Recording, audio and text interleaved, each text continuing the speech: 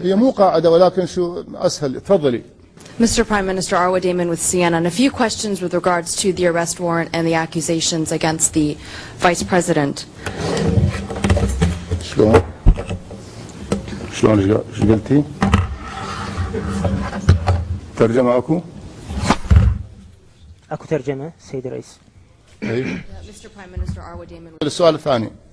But given what you just said, is it not the government's responsibility to أليست ذاك مسؤولية الحكومة أن لا تقوم بإعلان عن تلك الاعترافات قبل أن يكون الحضور في المحكمة؟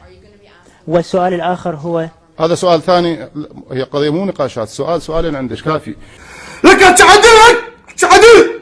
تعدل